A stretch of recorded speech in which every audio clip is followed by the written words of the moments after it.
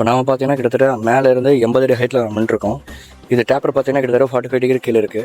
அப்படிங்கும்போது இந்த இடத்துல இந்த கிளே டைல் தான் வேணும் அப்படின்னு கஸ்டமர் சொல்லிட்டாங்க. அப்படிங்கும்போது இதுக்கு நாங்கள் என்ன பண்ணியிருக்கோன்னா, ஸோ இதெல்லாமே இந்த ஓடெல்லாமே ட்ரில் பண்ணி இதெல்லாமே ஸ்க்ரூ பண்ணியிருக்கோம். ஆக்சுவலாக இந்த வெண்டர்ஸோட கிளே டைலோட நீங்கள் எதுவும் முடியுமா, செரமிக் தான் போட முடியும்னு நினைப்பீங்க. அப்படியெல்லாம் கிடையாது. இந்த ஓட்டிலே நீங்கள் ஸ்க்ரூ பண்ணி இறக்கலாம். ஸோ இதுக்கு எல்லாமே கீழே பார்த்தீங்களா, ஆக்சுவலாக இது வந்து இங்கே ஸ்க்ரூ இங்கே தான் பண்ணணும். இங்கே பண்ணால் மட்டும்தான் இதுக்கு கீழே அது இருக்கும். இங்கே தெரியுங்களா, இந்த ஸ்க்ரூ இங்கே இருக்குது, இது இங்கே வந்துடும். ஸோ அப்போ தண்ணி போட்டாலும் கீழே தான் விழுகும். ஸோ அந்த மாதிரி தான் இது பண்ணியிருக்கு. இவ்வளோ ஸ்க்ரூ பண்ணுறங்காட்ட என்ன பெனிஃபிட்னா, நீங்கள் பாருங்கள், நீங்களே தெளிவிட்டாலும் அது போகாது. ஏன்னா என்பிசி ரூல்ஸ் படி பார்த்தீங்கன்னா, இந்தியன் நாம்ஸ் படி பார்த்தீங்கன்னா சென்னையில் 60 கிலோமீட்டர் ஸ்பீடில் காற்றடிக்கும். அதுவும் நாம் இருக்கிறது 60 அடி ஹைட்டில்.